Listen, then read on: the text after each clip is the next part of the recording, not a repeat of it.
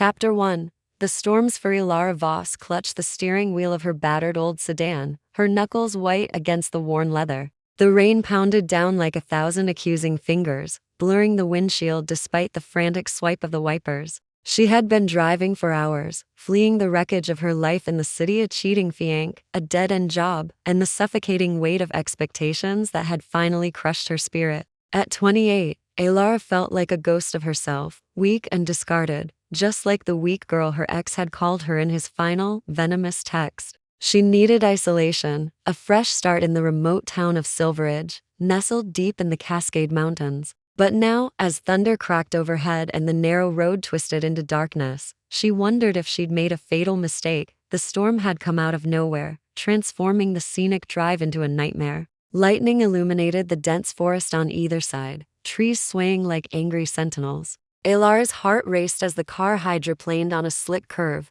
tires screeching in protest. "Come on, hold it together," she muttered, her voice trembling. She wasn't strong like her sister, who had always been the fighter in the family. Elara was the dreamer, the one who hid behind books and quiet hopes. But dreams didn't pay bills or mend broken hearts. Suddenly, a massive shape darted across the road, a blur of fur and muscle caught in her headlights. She slammed on the brakes, the car fishtailing wildly. The impact was jarring. A sickening thud echoed as the vehicle struck something solid. Elara's head snapped forward, her seatbelt biting into her shoulder. The engine sputtered and died, leaving only the relentless drum of rain on the roof. "Oh God, what was that?" she gasped, fumbling for her phone. No signal, of course. Panic clawed at her chest. Had she hit a deer? Or worse, a person? Swallowing hard, she grabbed her flashlight from the glove compartment and stepped out into the deluge. The cold rain soaked her instantly, plastering her dark hair to her face. She shone the beam ahead, scanning the roadside ditch. There, crumpled in the mud, lay a wolf. Not just any wolf, a massive one, its silver gray fur matted with blood and water. Its chest rose and fell in shallow breaths, one leg twisted at an unnatural angle. Elara's breath caught. Wolves weren't common here, were they? But this one was enormous, easily the size of a small bear, with eyes that flickered open, briefly piercing amber. Almost human in their intelligence, she approached cautiously, her sneakers sinking into the muck. "Hey, big guy. Or girl, I'm so sorry. I didn't see you." The words felt foolish, but talking steadied her nerves. The wolf whimpered softly, a sound that tugged at her heart. She couldn't just leave it here to die. But what could she do? The nearest town was miles away, and in this storm, Elara glanced back at her car. The trunk had a blanket and some old towels from her move. It was insane, but she couldn't abandon a suffering animal. Not after being abandoned herself. With trembling hands, she spread the blanket on the ground and, summoning strength she didn't know she had, maneuvered the wolf onto it. It was heavier than expected, muscles rippling under the fur even in its weakened state. The creature growled low, but didn't snap, as if sensing her intent. Grunting with effort, she dragged it toward the car, the rain turning everything into a slippery hell. "You're coming with me, okay? We'll find a vet or something." Her arms burned, but adrenaline surged through her. Finally, she heaved the wolf into the back seat, wrapping it in towels. The animal's eyes met hers again, that amber gaze holding a depth that sent a shiver down her spine, unrelated to the cold, back behind the wheel. Elara coaxed the engine to life and continued down the road, slower now. The wolf's labored breathing filled the car, a rhythmic reminder of her impulsive decision. What if it woke up aggressive? What if it had rabies? Doubts swirled, but so did a strange sense of purpose. For the first time in months, she wasn't just running away, she was saving something.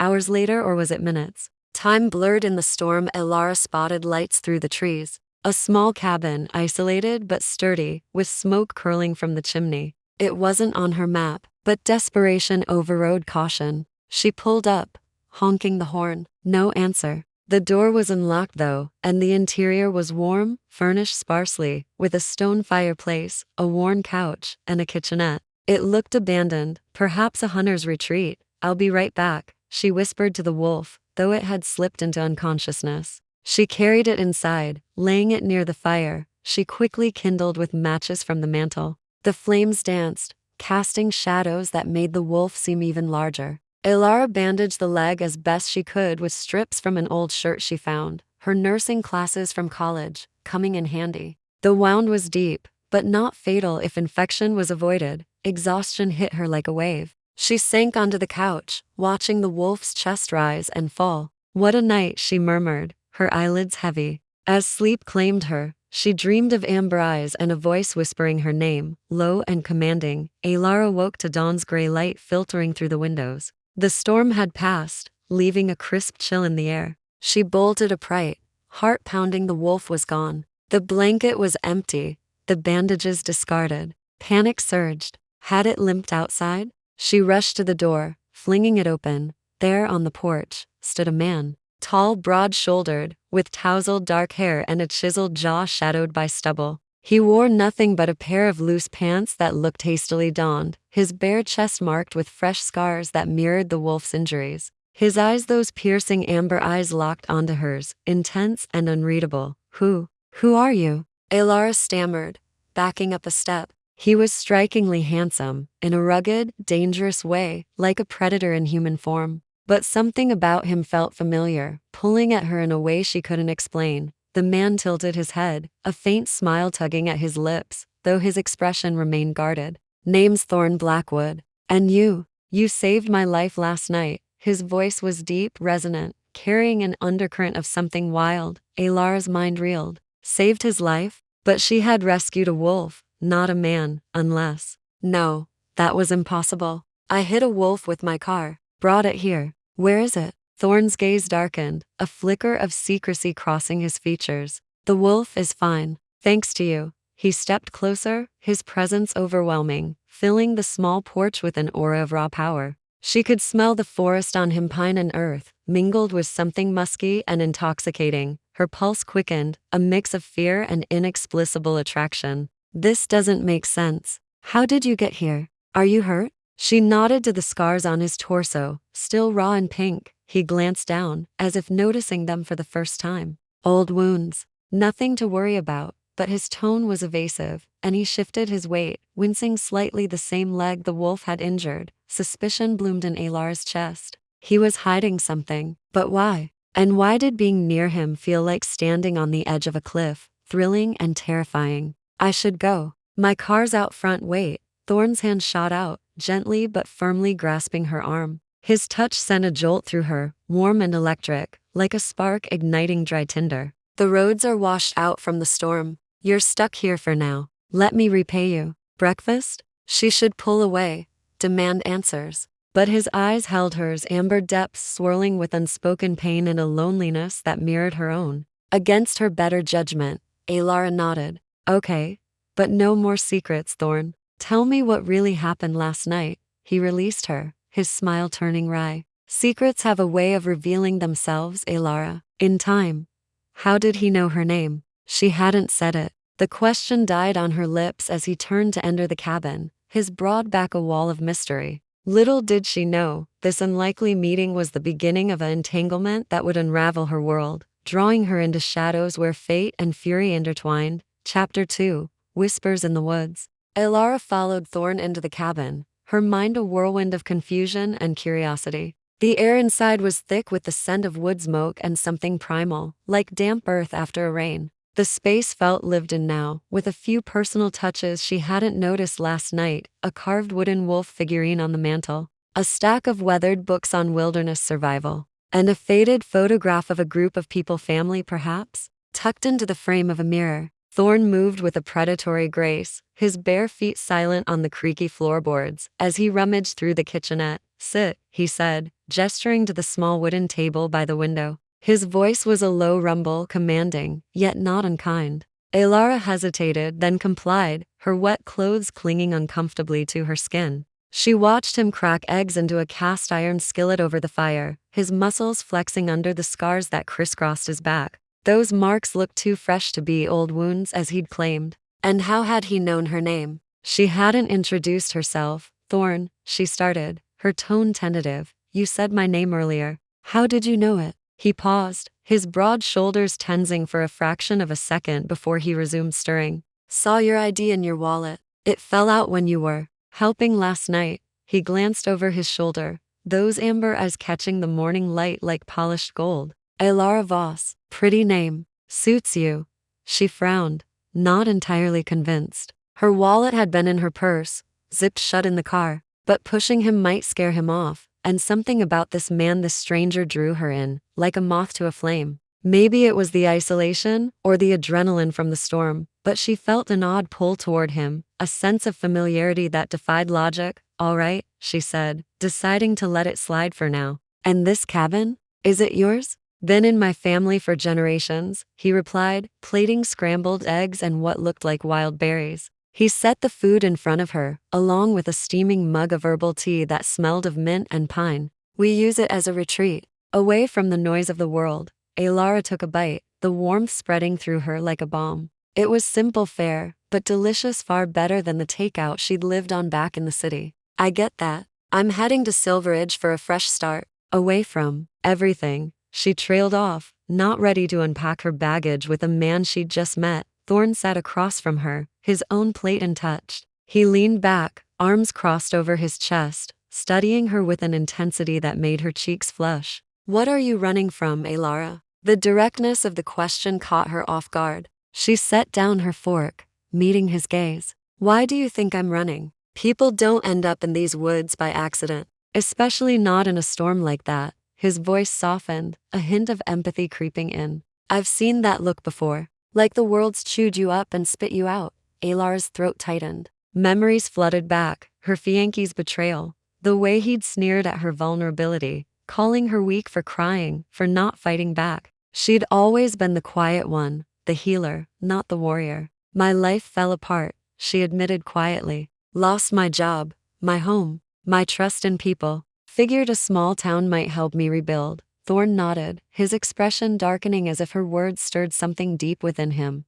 Trust is a fragile thing. Once broken, it's hard to mend. He finally picked up his fork, but his movements were mechanical, his mind elsewhere. A low growl escaped him. No, it must have been the wind outside, rustling the trees. They ate in companionable silence for a while, the only sounds the crackle of the fire and the distant call of birds. Elara found herself stealing glances at him. Thorne was ruggedly handsome, with high cheekbones and a jaw that could cut glass. But there was a haunted quality to his eyes, like he carried the weight of secrets too heavy to share. And those scars, they seemed to fade even as she watched, the pink edges knitting together unnaturally fast. You're healing quickly, she observed, nodding to his leg. That limp from earlier, it's almost gone. He stiffened, then forced a casual shrug. I'm tougher than I look. Family trait, right? Suspicion gnawed at her. The wolf's disappearance, Thorne's sudden appearance, the matching injuries, it all pointed to something impossible. But werewolves were fairy tales, stories from her grandmother's old books. Still, the way he moved, fluid and animal-like, sent a thrill of unease through her. Or was it excitement? After breakfast, Thorne insisted on checking her car. They stepped outside into the crisp mountain air, the forest alive with the aftermath of the storm, dripping leaves, muddy paths, and the scent of wet pine. The road was indeed washed out, a small landslide blocking the way forward. It'll take a day or two for the crew to clear it, he said, examining the damage with a practiced eye. You're welcome to stay here until then. Elara bit her lip. Staying with a stranger? But the alternative was hiking miles through unknown woods, and something about Thorne felt safe, protective even. I don't want to impose. You're not. He turned to her, his gaze locking onto hers with an intensity that made her breath hitch. Besides, I owe you. For last night.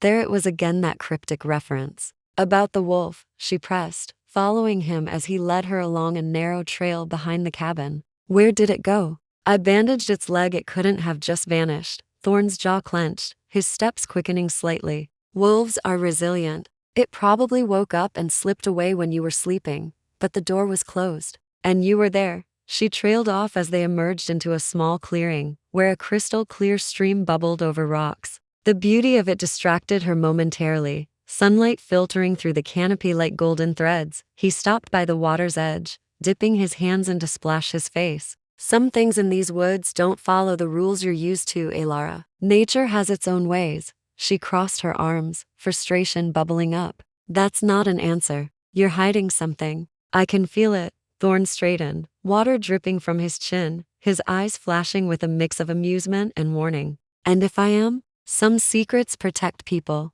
From what? She stepped closer, her heart pounding. Being near him was intoxicating, like standing too close to a wildfire, warm, mesmerizing, dangerous. He reached out, tucking a stray lock of hair behind her ear. His touch lingered, sending sparks along her skin. From truths that could shatter their world, Elara's breath caught. In that moment, the air between them thickened, charged with unspoken tension. She could see the conflict in his eyes, the way he fought whatever pulled him toward her. It mirrored her own turmoil, the rational part of her screaming to run, while something deeper, more instinctive, urged her to stay. A distant howl echoed through the trees, making her jump. Thorne's head snapped toward the sound, his body tensing like a coiled spring. "We should head back," he said abruptly, his voice rougher than before. "What was that?" she asked, hurrying to keep up as he strode back to the cabin. "Just the wind," he muttered, but his pace said otherwise. The rest of the day passed in a blur of uneasy companionship. Thorne showed her how to forage for edible plants, his knowledge of the forest vast and intimate, as if he were part of it. They shared stories, hers of city life and lost dreams, his of a childhood spent roaming these woods, though he skirted details about his family. "We were close once," he said softly, staring into the fire that evening. "But loss changes everything." Elara nodded, her own grief for her fractured life resonating with his words. "It does. Makes you guarded." He looked at her then, really looked, as if seeing into her soul. "Not with everyone." The vulnerability in his tone cracked something inside her. She reached out, placing her hand on his arm. His skin was feverishly warm, almost to hot. "Thorne, whatever you're hiding, you can trust me." He covered her hand with his thumb tracing circles on her skin. The gesture was tender, igniting a slow burn in her chest. "Trust takes time, Elara, but maybe, with you, it's possible." As night fell, they sat by the fire, the cabin, cocooning them from the world. Elara felt the bond between them deepening, thread by fragile thread. But the howls grew closer outside, and Thorne's restlessness increased, his eyes darting to the window. Whatever secret he guarded, it was clawing to the surface, threatening to pull them both under.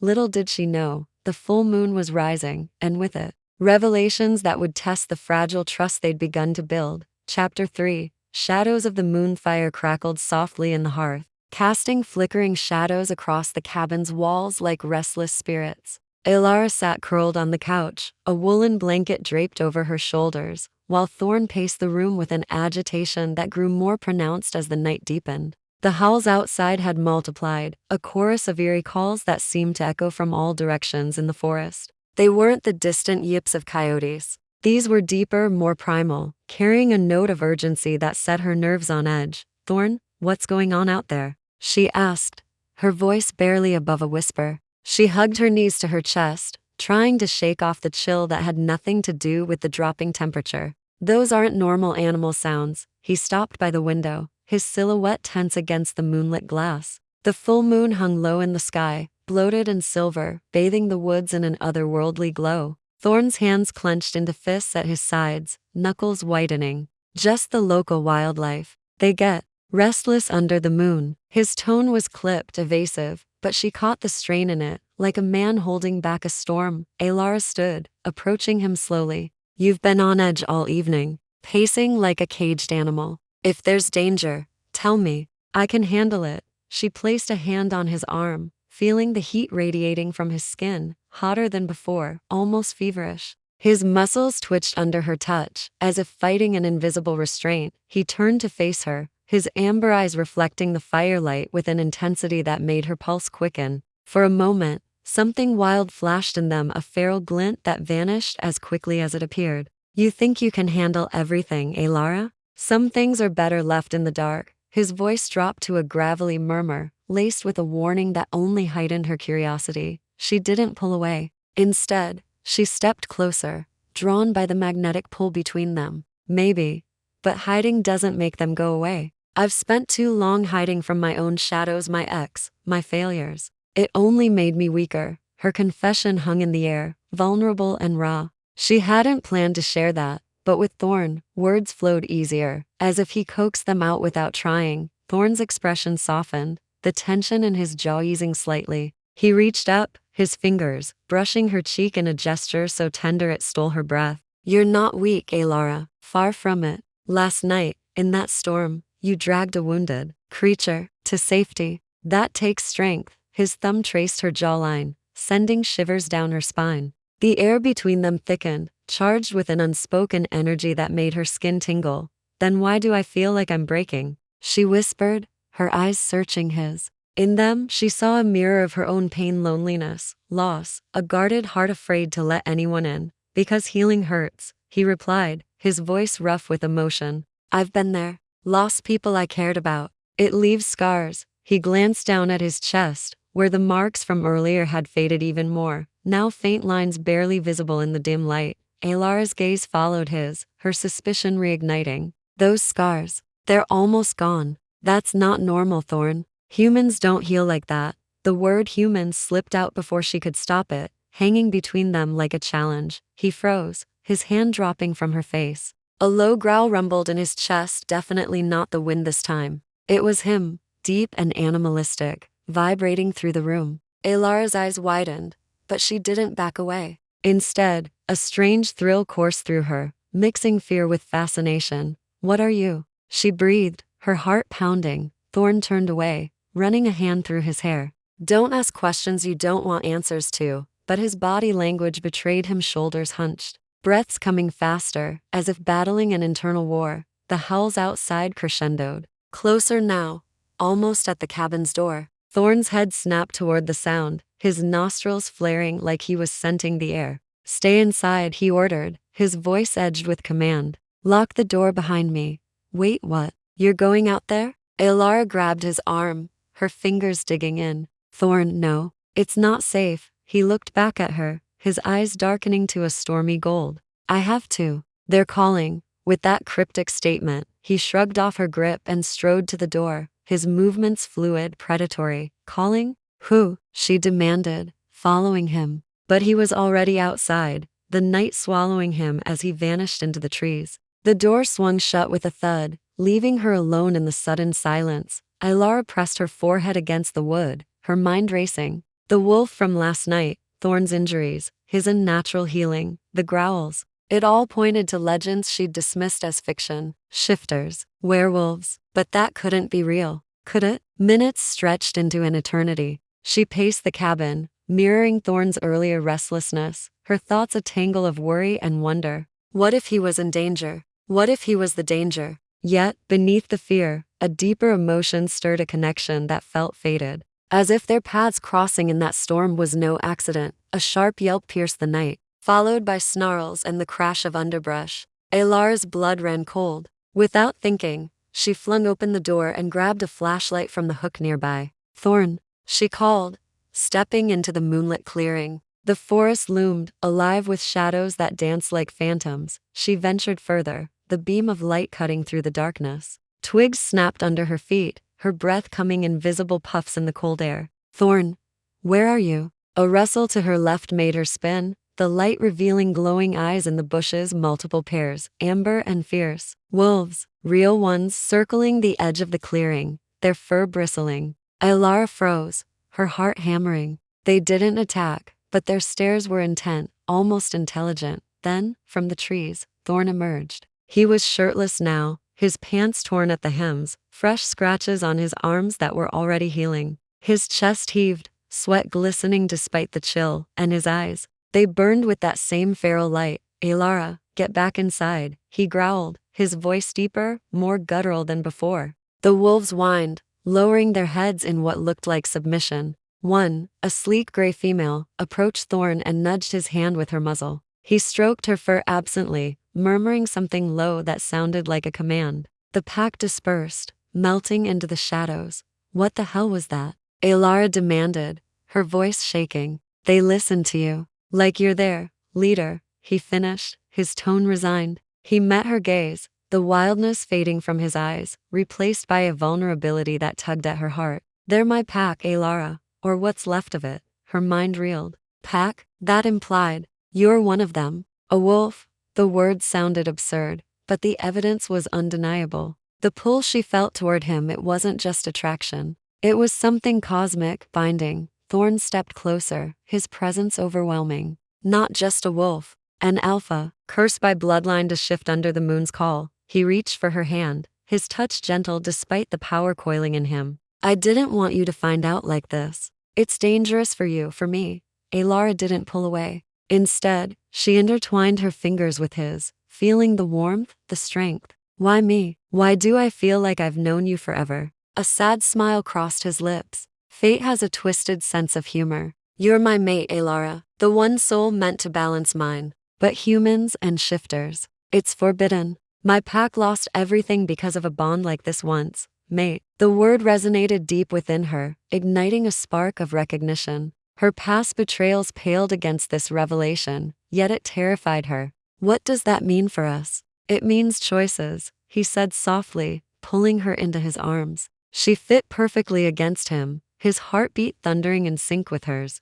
Stay, and we face the dangers together. Or leave when the road clears, and forget this ever happened. But forgetting was impossible. As he held her under the moon's watchful eye, Elara felt the bond deepen, a slow burn of trust and desire. Yet, shadows lingered the pack's unrest. Thorne's secrets, and a rival force she sensed watching from the woods. As they returned to the cabin, hand in hand, a distant howl warned of approaching threats, promising that their fragile peace was about to shatter. Chapter 4. Echoes of the past. Back inside the cabin, the door clicked shut behind them, sealing out the night's chill and the lingering echoes of the howls. Elara's hand still tingled from Thorne's grasp, his warmth seeping into her like a promise she wasn't sure she could trust. The fire had died down to embers, casting a soft reddish glow that softened the edges of the room, but couldn't dispel the tension humming between them. Thorne released her hand reluctantly, moving to stoke the flames, his movements deliberate.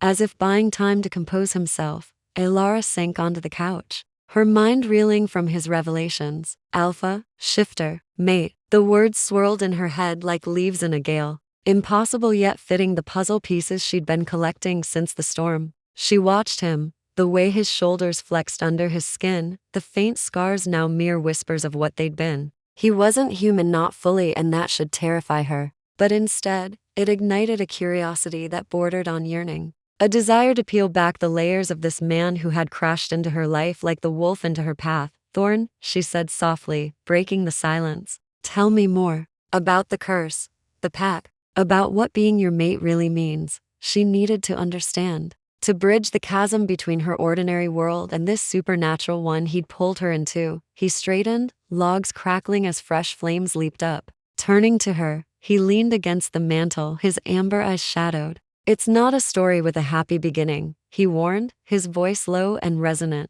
My bloodline traces back centuries, to a time when shifters roamed freely. But a war with hunters cursed us, bound our shifts to the moon, made our bonds fragile. Alphas, like me, were meant to lead, protect. But mating with a human? It's rare, dangerous. The last time it happened in my pack, it tore us apart. Elara's heart ached at the pain etching his features. What happened? Thorne hesitated, then crossed the room to sit beside her, close enough that their thighs brushed. The contact sent a spark through her, warm and insistent. My parents, he admitted, staring into the fire. My mother was human, like you, drawn to my father by the same fate that pulls us now. The pack accepted her at first, but rivals saw it as weakness. They challenged him, killed her in the fray. I was just a pup, but I remember the blood, the howls of grief. Father never recovered. He became reckless, and the pack splintered. Now, only a handful remain loyal. His words painted a vivid picture of loss, mirroring her own wounds, the betrayal that had left her feeling discarded, unworthy. She reached out, covering his hand with hers. His skin was hot, almost scorching, but she didn't pull away. I'm sorry, Thorne. That sounds unbearable. He turned his palm up, lacing their fingers together. The gesture was intimate, vulnerable, deepening the invisible thread binding them. It was. I've guarded my heart ever since, focused on rebuilding what was left. But then you came, crashing into me, literally. A faint smile tugged at his lips, softening the haunted look in his eyes. The moment I scented you in that storm, I knew. The mate bond, it's like a soul recognizing its other half. Undeniable, but it comes with risks. My pack senses it too. That's why they were restless tonight. Some accept it, others see it as history repeating. Elara squeezed his hand, feeling the bond he described pulse between them, a subtle hum that made her feel seen, cherished in a way her ex never had. And you? Do you see it as a weakness? His gaze met hers, intense and unwavering. No, with you, I feel stronger. Like the curse might not define me anymore. He leaned in slightly, his breath mingling with hers, the air charged with unspoken desire. But he held back, respecting the slow burn building between them. They talked late into the night, the conversation weaving through their pasts like threads in a tapestry. Elara shared more about her life, the pressure from her family to be strong, the fiancé who had cheated and left her feeling broken. He called me weak, she confessed, her voice cracking. Said I wasn't worth the fight. Thorne's eyes flashed with anger, a low rumble in his chest that she now recognized as his wolf's protectiveness. He was a fool. Strength isn't about fighting. It's about enduring, healing. You've done that, Elara, and you'll do more. His words wrapped around her like a balm, easing the ache she'd carried for so long. As the hours slipped by, the emotional walls between them crumbled further. Thorne spoke of pack lore, the soul bonds that linked mates eternally, the full moon's pull that amplified instincts, the ancient secrets guarded in the forests. He avoided specifics about his own shifts, glossing over the pain of transformation, maintaining a veil of suspense that kept her guessing. Was it voluntary? Did it hurt? And what about the rivals he'd mentioned? Were they the threat lurking in the howls? Dawn crept in through the windows, painting the cabin in soft pinks and golds. Exhaustion finally claimed them, and Thorne insisted she take the bed in the small adjoining room while he stretched out on the couch. But sleep evaded Elara at first, her mind alive with the night's revelations. The bond felt real, tangible, yet fragile. What if his pack rejected her? What if the curse claimed him? A soft knock on the doorframe pulled her from her thoughts. Thorne stood there, silhouetted in the dim light, holding a mug of tea. Couldn't sleep either? He asked, his voice gentle. She shook her head, scooting over to make room. He sat on the edge of the bed, handing her the mug. Their fingers brushed, igniting that electric spark again. Thorne, what if I'm not strong enough for this world of yours? He set the mug aside and cupped her face in his hands, his touch tender yet firm. You are. The bond chose you for a reason, and I'll protect you, no matter what. His thumbs caressed her cheeks, drawing her closer. The moment stretched, their lips inches apart, the tension coiling like a spring, but a distant snarl shattered the intimacy, a warning from the woods, closer than before. Thorne tensed, his head tilting as if listening to a language only he understood. Stay here, he murmured, pressing a quick kiss to her forehead, a promise of more to come before slipping out. Elara's skin burned where his lips had touched, her heart racing with a mix of longing and fear. She heard him outside, low growls, exchanging with others. The pack was unsettled, and whatever secret he still guarded about the rivals was bubbling to the surface. As the sun rose fully, Thorne returned, his expression grim. We need to talk about leaving, he said, but his eyes betrayed the conflict. He didn't want her to go. The bond deepened with every shared glance, every touch, but dangers loomed, testing their budding trust and forcing choices that could either forge them together or tear them apart. Chapter 5. Whispers of danger. Thorne's return to the cabin brought with it a gust of cool morning air, carrying the scent of pine and something sharper tension, perhaps, or the faint metallic tang of anise. Elara sat up in bed, the mug of tea forgotten on the nightstand, her eyes searching his face for clues. His expression was a mask of controlled calm, but she could see the storm brewing behind those amber depths, the way his jaw tightened as he closed the door behind him. What was that out there? She asked, her voice steady despite the flutter of anxiety in her chest. The bond between them hummed like a live wire, urging her to trust him. But the secrets he still held back created ripples of doubt. Thorne ran a hand through his disheveled hair, his broad frame filling the doorway. Scouts from the pack. They're worried. The rival clan, the Shadowclaws, have been pushing boundaries lately. That snarl was a warning. They've scented a human in our territory. He moved closer, sitting on the edge of the bed again, but this time there was a distance in his posture, as if the weight of leadership pulled him away. Elara's heart skipped. Rivals? Territory? The supernatural world he'd introduced her to last night felt even more real now, more perilous. Shadowclaws? Who are they? He sighed, his hand finding hers almost instinctively, his thumb tracing soothing patterns on her skin. The touch grounded her, deepening the connection that had been building since their first meeting. An old enemy.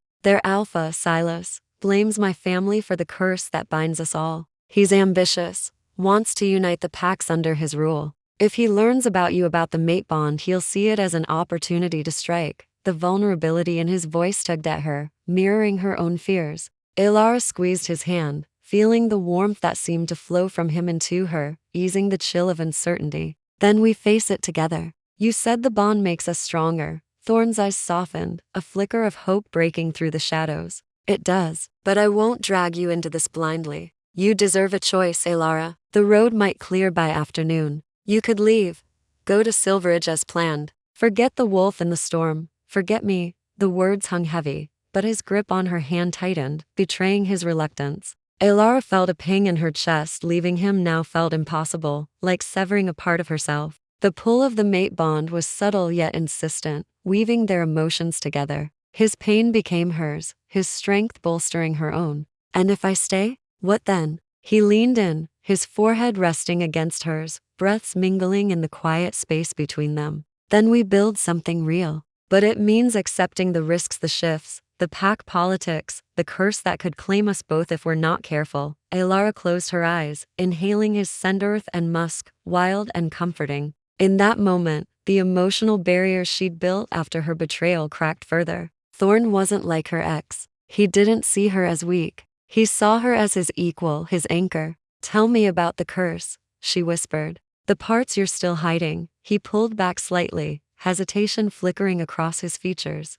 It's tied to the moon, as I said. But there's more. The bloodline demands a sacrifice. Alphas must choose, bind fully to the pack or to a mate. Choosing wrong, it can break you. His voice dropped, laced with a suspenseful edge that hinted at personal scars he wasn't ready to reveal. What sacrifice had he made, or was about to? Before she could press further, a knock echoed at the cabin door, sharp, insistent. Thorne tensed, his body shifting into protective mode, muscles coiling like a spring. Stay here, he murmured, rising swiftly. Elara watched from the bedroom doorway as he opened the front door. There stood the gray wolf from last night, or rather, a woman now, shifted into human form. She was tall and lithe, with silver-streaked hair and eyes that matched Thorne's amber hue. A pack member, clearly, her posture deferential yet urgent. Leora, Thorne greeted, his tone authoritative. What news? The woman. Leora glanced past him, her gaze landing on Elara with a mix of curiosity and wariness.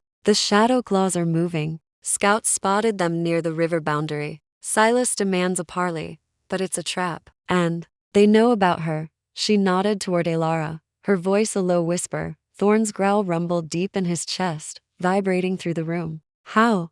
A traitor, perhaps. Or the bond send is stronger than we thought. Leora's eyes softened as she looked at Elara. She's unmarked, Thorne. That makes her vulnerable. Unmarked? The word sent a shiver down Elara's spine, stirring questions she didn't fully understand. Thorne shot Leora a warning glance, then stepped outside, closing the door partially to shield their conversation. But Elara caught snippets, words like ritual, claim, and danger, enough to heighten the suspense coiling in her gut. When he returned, his face was set in determination. We need to move. The cabin isn't safe anymore. Pack a bag. We'll head to the heart of our territory, where the pack can protect us. Elara nodded, adrenaline surging as she gathered her few belongings. The slow burn of their bond intensified in the urgency, every brush of his hand against hers electric, promising deeper intimacy amid the chaos. As they stepped into the forest, Leora shifted back to wolf form, lopping ahead as a scout. The hike was grueling,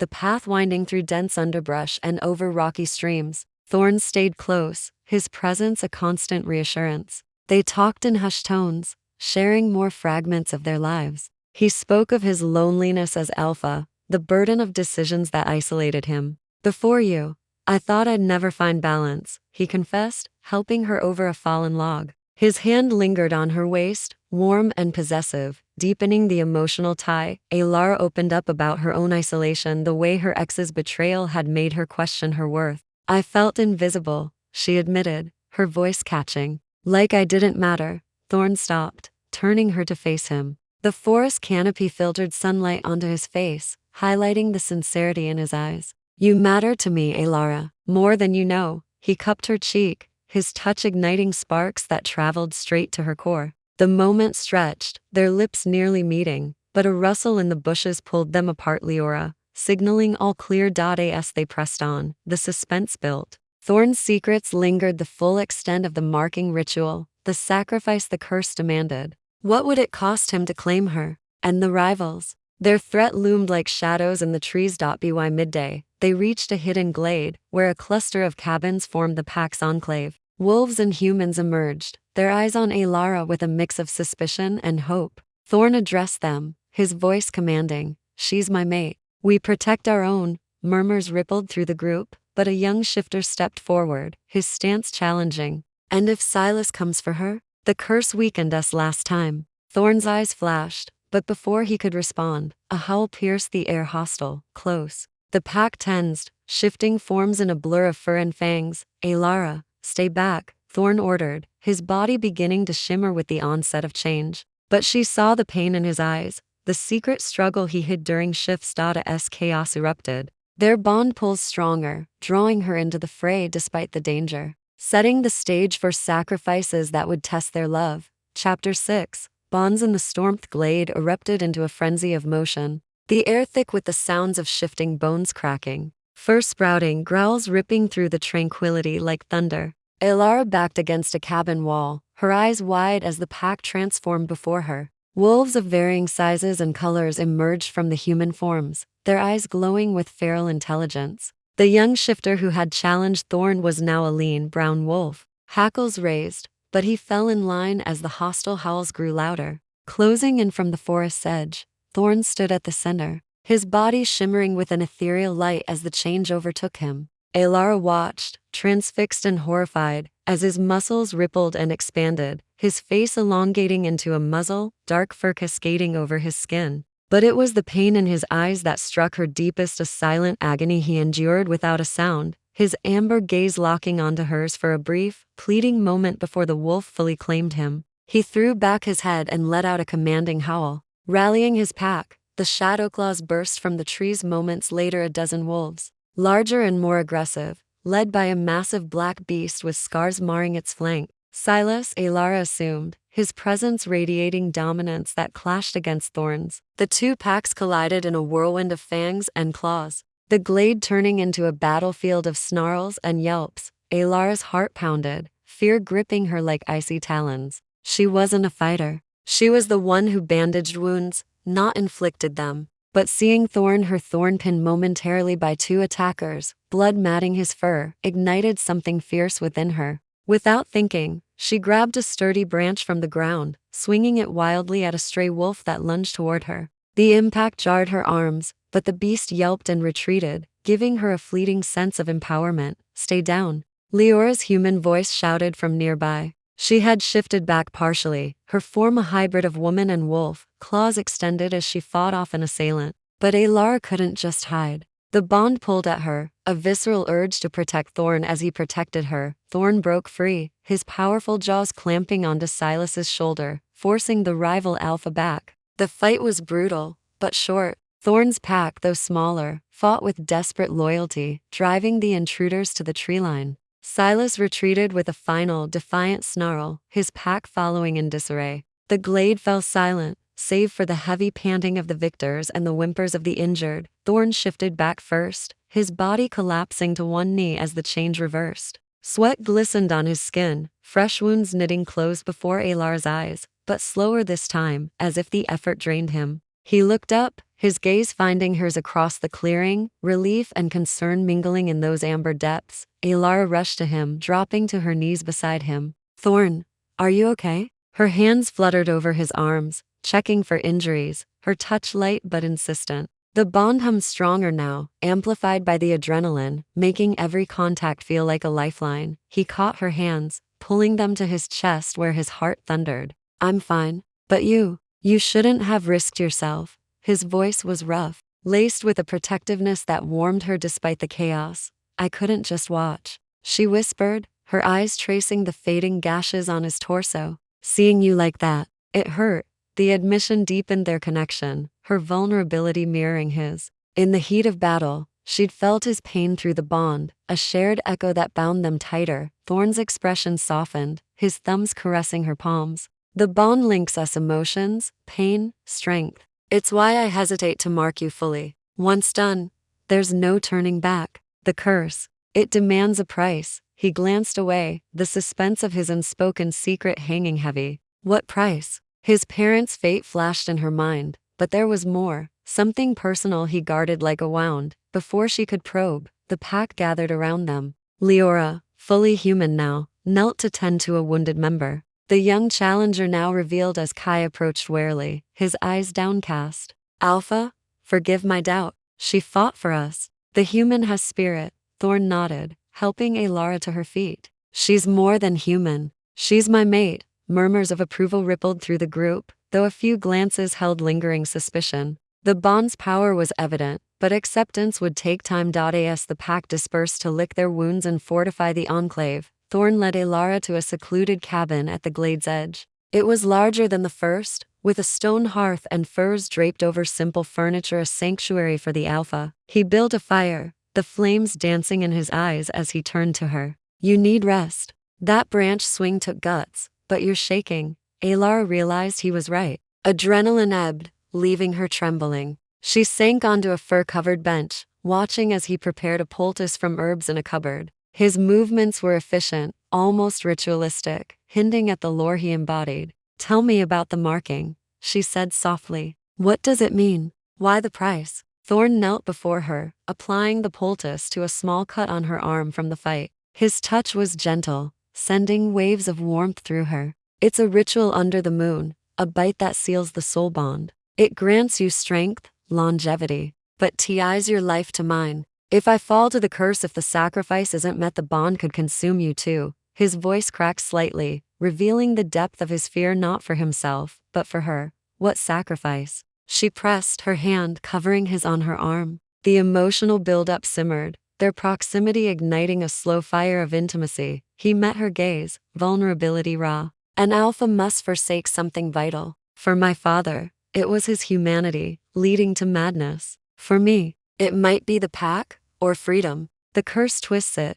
makes it hurt. He didn't elaborate, maintaining the suspense, but the confession drew them closer. His walls crumbling under her gentle persistence, Elara leaned in, her forehead touching his. We'll face it together. I'm not running anymore. The words sealed a promise, the bond pulsing with shared resolve. Thorne's arms wrapped around her, pulling her into an embrace that felt like home. His heartbeat synced with hers, a rhythm of healing and desire. They spent the afternoon in quiet companionship, sharing stories by the fire. Thorne spoke of pack traditions, the hunts under starlit skies, the ancient bloodlines that wove magic into their veins. Elara opened up about her dreams, the ones crushed by betrayal, and how meeting him rekindled hope. Each revelation deepened their tie, the slow burn of romance flickering brighter. As evening fell, a knock interrupted them. Leora entered, her face grave. Silas sent a messenger. He challenges you to a duel at the old ruins, Thorne. Winner takes the territory and the mate. Thorne's body tensed, but he nodded. Then we prepare. To Elara, he whispered, stay strong. This isn't over. The challenge loomed, suspense building around the ritual and sacrifice. Their bond, now unbreakable in spirit, faced its greatest test, drawing them into a night where secrets would unravel and fates entwined. Chapter 7. Veils of Sacrifice. The fire in the Alpha's cabin crackled with renewed vigor as Thorne tossed another log onto the flames. His movements, sharp and deliberate, masking the turmoil Elara could sense churning beneath his surface. The messenger's words hung in the air like a storm cloud, the challenge from Silas, a gauntlet thrown that could shatter everything they'd begun to build. Leora lingered in the doorway, her eyes flicking between them, before she nodded respectfully and slipped out into the twilight, leaving them alone in the deepening shadows. Elara stood frozen for a moment, her mind racing. A duel? The word evoked images of ancient rites, brutal and unforgiving, far removed from her human world of logic and safety. But this was Thorne's reality, claws and curses, where strength wasn't just physical but woven with fate's cruel threads. She crossed the room to him, her hand reaching out to touch his arm. Thorne, you can't seriously be considering this. A duel with Silas? It's suicide. He turned, his amber eyes meeting hers with an intensity that made her breath catch. The bond pulls between them, a living thing that amplified every emotion, his resolve, her fear, the undercurrent of desire that refused to fade even in crisis. I have no choice, Elara. As Alpha, refusing would mean forfeiting the territory, the pack, everything. Silas won't stop until he claims it all, including you. His voice roughened on the last words, a possessive growl underscoring the mate bond's claim. She felt it too, that fierce protectiveness echoing in her chest, making her want to shield him as much as he shielded her. Then let me help. There has to be another way. The pack follows the old laws, he interrupted gently, his hand covering hers, warm and steady. The contact sent a shiver through her, deepening the emotional tether that had grown with every shared secret, every touch. A challenge must be met one-on-one. But you're right, we prepare together. He pulled her closer, his arms encircling her waist, holding her against the solid wall of his chest. She could hear his heartbeat, strong and rhythmic, syncing with hers in a way that felt predestined. Elara tilted her head up, searching his face. The lines of worry etched there, the shadows under his eyes from the recent shift and fight. They humanized him, this powerful shifter who carried the weight of his world. Tell me the truth about the sacrifice, she whispered. You've hinted at it, but I need to know. If we're in this together, no more veils. Thorne's grip tightened, his breath warm against her hair. He led her to the fur-covered bench by the fire, sitting beside her, their thighs pressing together in silent intimacy. The curse isn't just about the moon or shifts, he began, his voice low, as if the words themselves were dangerous. It's a blood debt, passed down through alphas. To fully claim a mate, especially a human one, I must offer something in return, a piece of my soul, my power, or my life force. He paused, his eyes distant, suspense building in the unspoken details. What had it cost his father beyond madness? And what would it demand from him? Elara's heart ached, her fingers intertwining with his. And if you don't, the bond weakens, becomes a vulnerability. Silas could exploit it, sever it, or worse. His thumb traced the pulse at her wrist, a tender gesture that belied the gravity of his words. The slow burn of their connection ignited further, her body responding to his proximity. But it was the emotional depth that bound her, the way he trusted her with fragments of his guarded heart. They sat in silence for a while, the fire's glow painting their faces in warm hues. Elara leaned her head on his shoulder, feeling the rise and fall of his breathing. I've never felt this before, she admitted softly. This pull, it's like you've awakened something in me I didn't know was missing. Her past betrayals seemed distant now, overshadowed by the healing presence of Thorne. He didn't demand her strength, he nurtured it. Thorne turned, his lips brushing her temple in a kiss that lingered, soft and reverent.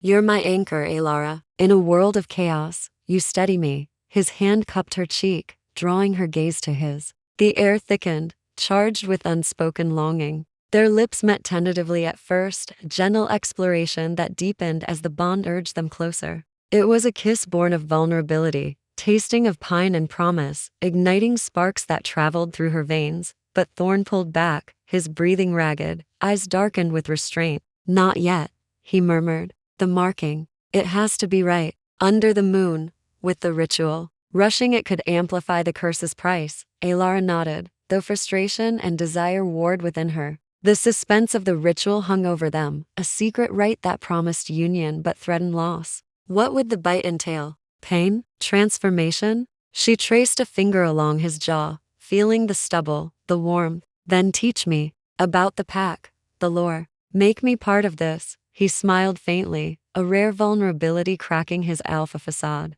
All right, come with me. He stood, offering his hand, and led her outside into the cooling night. The enclave was quiet, the pack recovering from the skirmish, but a few wolves patrolled the perimeter, their eyes reflecting the rising moon. They walked to a sacred grove at the glade's heart, where ancient stones formed a circle, etched with runes that glowed faintly under the moonlight. Thorne explained the symbols, wards against the curse, markers of bloodlines. This is where rituals happen, he said, his voice reverent. Where bonds are sealed. Elara shivered, not from cold, but from the magic humming in the air. And the duel? Will it be here? No, the old ruins, neutral ground. Tomorrow at dawn. He pulled her into the circle, standing behind her, his arms wrapping around her waist. Feel it, the energy. It's part of us. She closed her eyes, leaning back against him, and for a moment, she did feel it, a pulse that matched their bond, ancient and powerful. It deepened her connection to him, making her feel less like an outsider.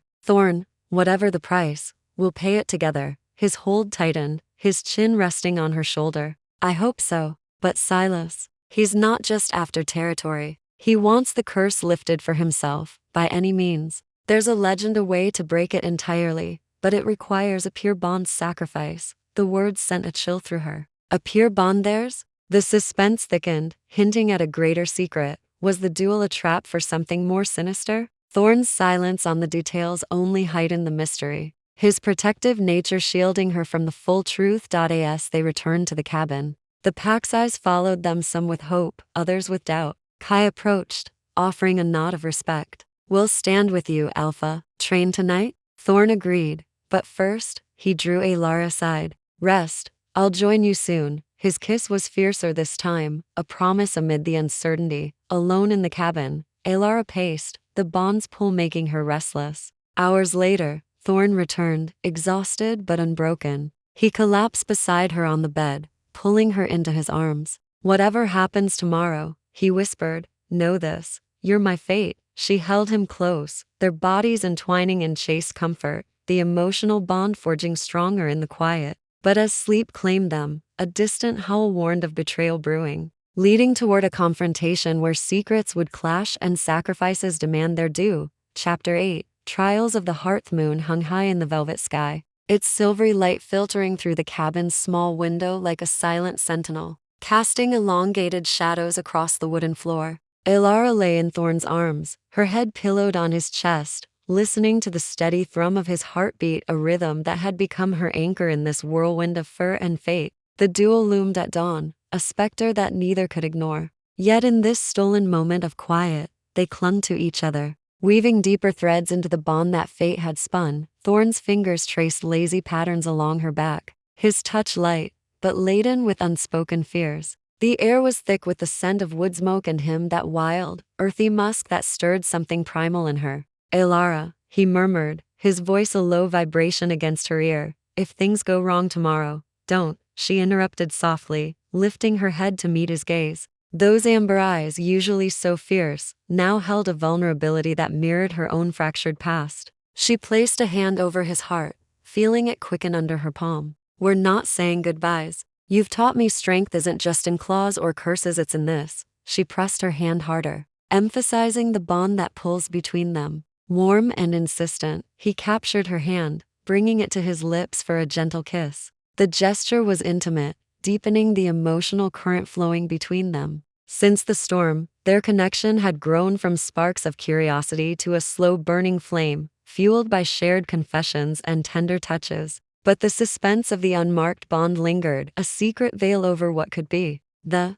ritual he described, the bite under the moon, promised completion, yet the curse's price shrouded it in mystery. What piece of himself would he have to surrender? His power? His humanity? The questions gnawed at her, but pressing now felt like tempting fate. You're right, Thorne conceded, his free hand cupping her cheek. But, Silas, he's cunning. The legend he chases to break the curse by sacrificing a pure bond, it's not just myth. My ancestors documented it in the old tomes. If he wins, he could try to claim you, twist the bond for his gain. Elara's breath hitched, a chill racing down her spine despite the warmth of his embrace. Claim me? How? Thorne's jaw tightened, his eyes darkening with a mix of anger and protectiveness. The curse allows for a ritual override, a forced marking, but it requires the mate's consent, or it corrupts both. He'd manipulate, threaten the pact to coerce you. He didn't elaborate further, maintaining the suspense of the curse's darker mechanics.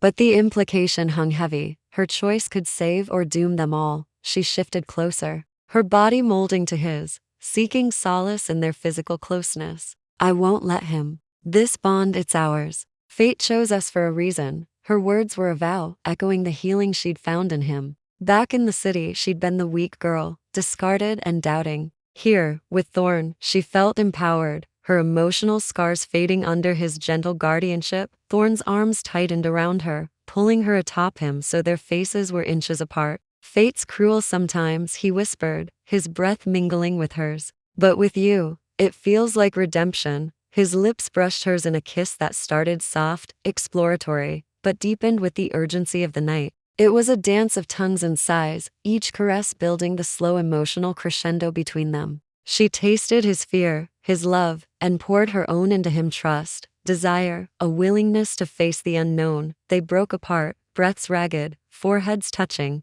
When this is over, Thorne said huskily, I'll mark you properly. Silas under the moon, curse be damned. Elara's heart swelled, but a flicker of doubt remained. The sacrifice he still hadn't revealed its full cost. Would it change him? Break him? The secret loomed like the moon outside, full and foreboding. And the price? She asked gently, her fingers tracing the scars on his chest, now fully healed reminders of his shifter nature. He hesitated, his gaze drifting to the window. It varies. For some, it's memories. For others, a part of their wolf. Mine. I fear it'll demand my leadership, force me to step down as alpha. The admission was raw, peeling back another layer of his guarded soul. But even this felt incomplete, a suspenseful hint at greater depths. What if it demanded more his life or hers? Before she could delve deeper, a soft knock echoed at the door. Thorne tensed, his body shifting into alert mode. Enter, he called. Sitting up with Elara still in his lap, Kai poked his head in, his youthful face etched with determination.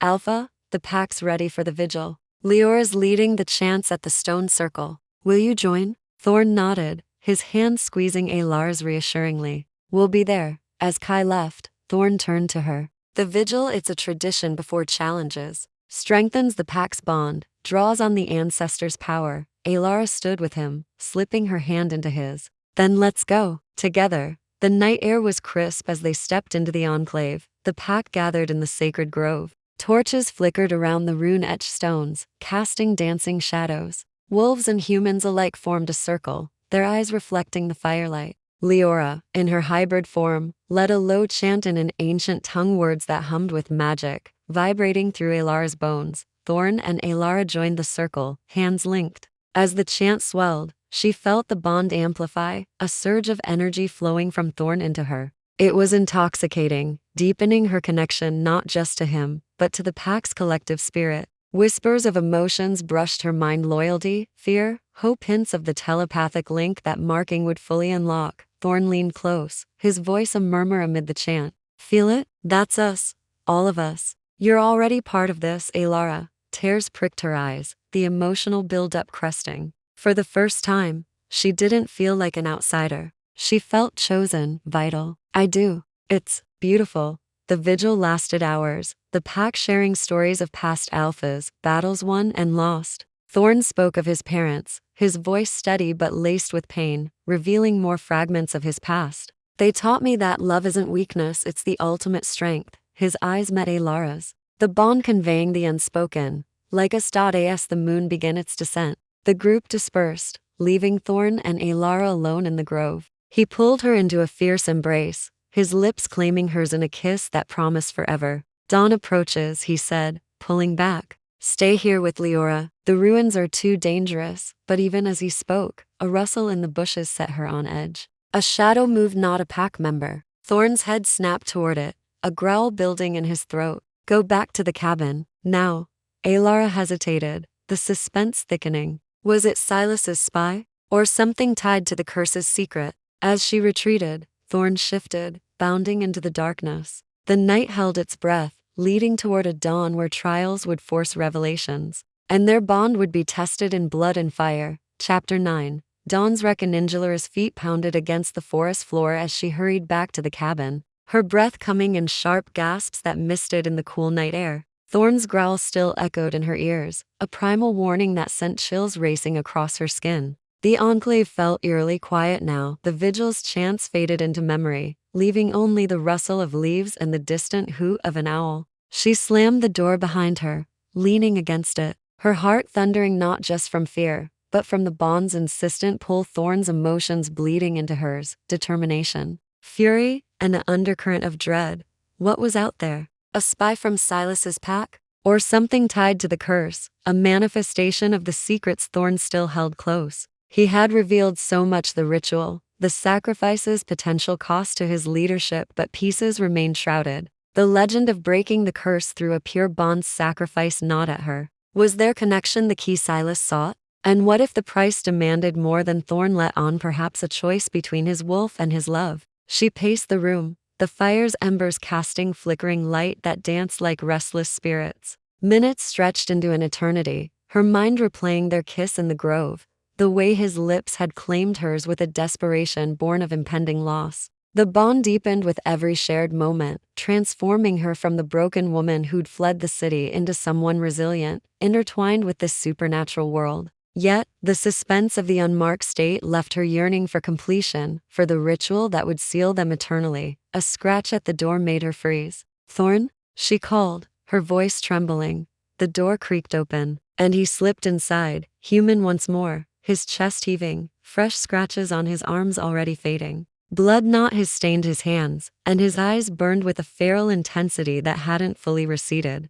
"It was a scout," he said tersely, locking the door. "Silas's, trying to gauge our defenses. I handled it." Elara rushed to him, her hands framing his face, searching for injuries. "Are you hurt?" The bond conveyed his exhaustion, a bone-deep weariness from the rapid shifts, but also a fierce protectiveness that wrapped around her like armor. He shook his head, pulling her into his arms, holding her as if she were his lifeline. "No, but they're getting bolder. Dawn's duel. It's a trap, Elara. Silas wants more than victory. He wants to force the ritual on you, to break the curse using our bond." His voice cracked, revealing the depth of his fear, not for himself, but for her safety. She buried her face in his neck, inhaling his scent, letting it ground her. "Then we stop him, together." Her words were fierce, born from the emotional strength he'd helped her rediscover. The slow build-up of their connection felt like a gathering storm, each revelation and touch layering intimacy upon intimacy. Thorne tilted her chin up, his thumb brushing her lower lip. "You're braver than you know. But the curse. If I lose, the sacrifice could claim you too. The marking isn't just a bite. It's a merging of souls. If twisted, it could turn you into something. Not you." He hesitated, the suspense building in his unspoken words. What something? A shifter against her will? Or worse, a vessel for the curse's hunger? Elara's pulse quickened, but she didn't flinch. Instead, she pressed her lips to his, a kiss that started as comfort but ignited into passion. His hands roamed her back, pulling her closer, their bodies aligning in a dance of need and restraint. The bond hummed, amplifying every sensation, the heat of his skin, the taste of salt and wilderness on his tongue. It was a deepening of their emotional tie, a silent promise that transcended words. They broke apart, foreheads resting together, breaths mingling.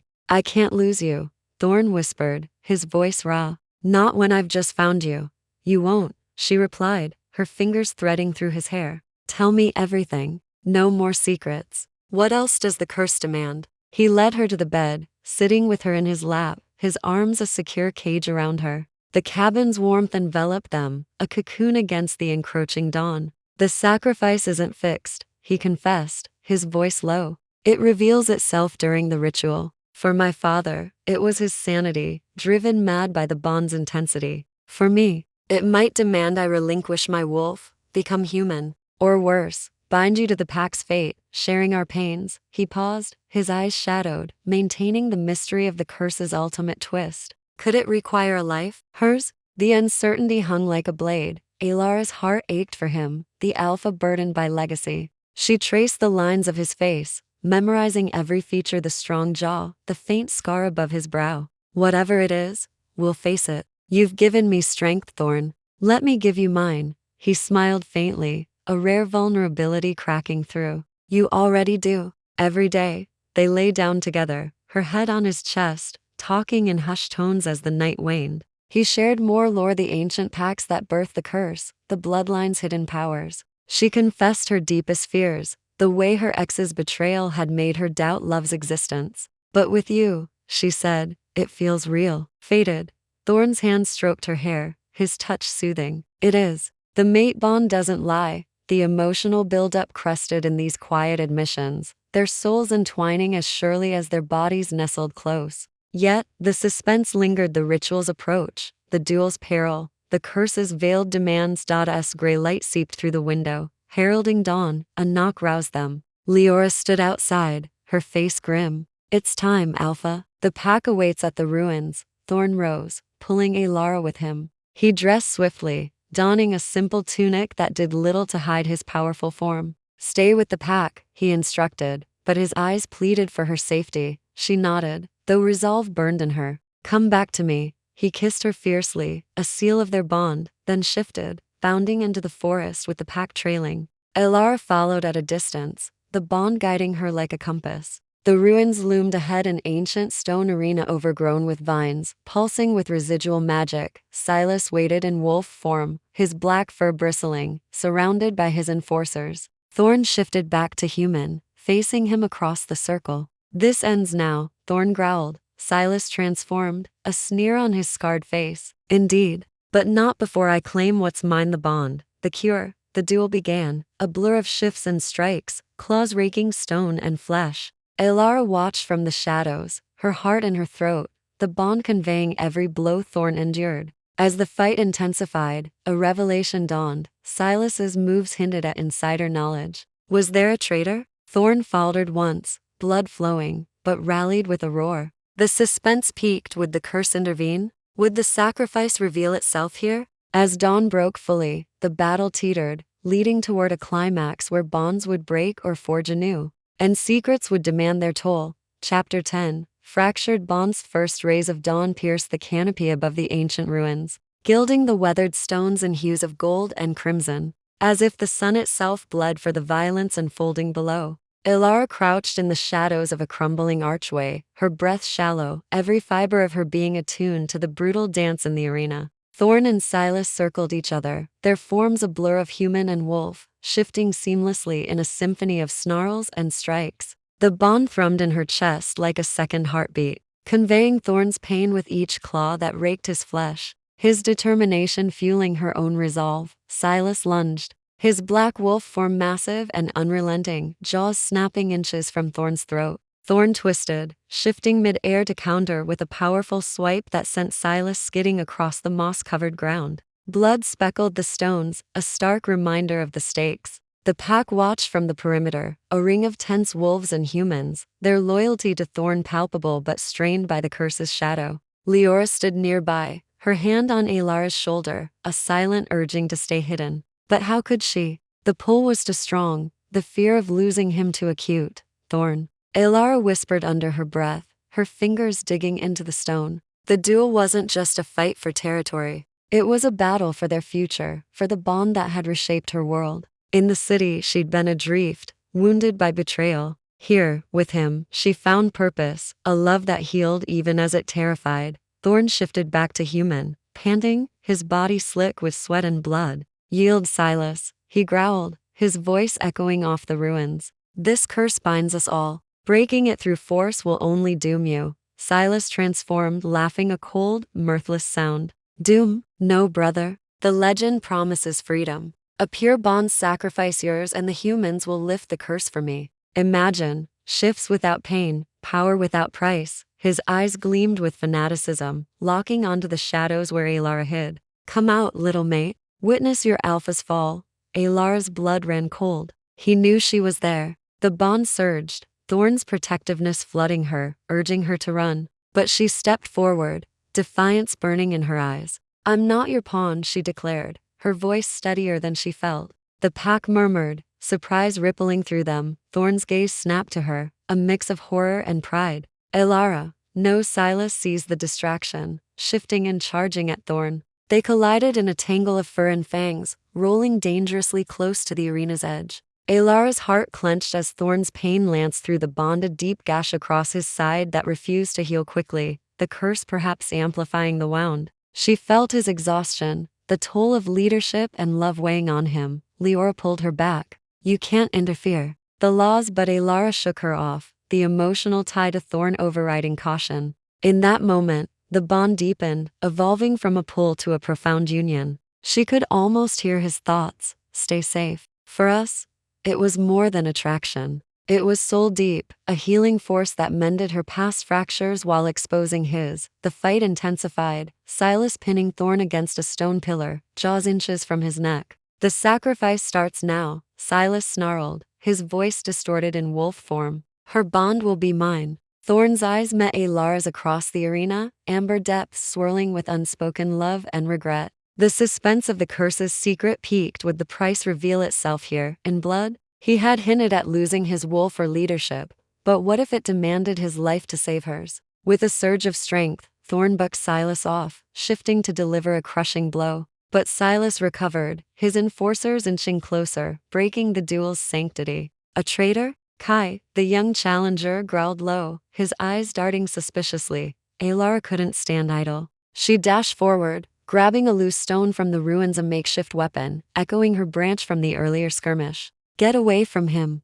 she shouted, hurling it at Silas. It struck his flank, drawing a yelp, buying Thorne a precious second. The distraction worked. Thorne exploited it, his claws rending Silas's shoulder, forcing the rival Alpha to retreat with a pained howl. Silas's pack hesitated, then fled into the trees, leaving their leader battered but defiant. "This isn't over," Silas spat, shifting and limping away. "The full moon approaches. The ritual will be mine." The arena fell silent, the pack rushing to Thorne's side. He collapsed to one knee, wounds knitting slowly, his breaths ragged. Elara knelt beside him, her hands pressing against the gash, willing the bond to aid his healing. "Thorne, hold on." He cupped her face, his touch weak but tender. "You shouldn't have. But thank you." His voice was hoarse, as softening with an emotion that deepened their connection. Gratitude, love, a vulnerability he'd rarely shown. The bond pulsed, sharing his relief and her fear, forging them closer in the aftermath. Leora approached, her expression a mix of awe and concern.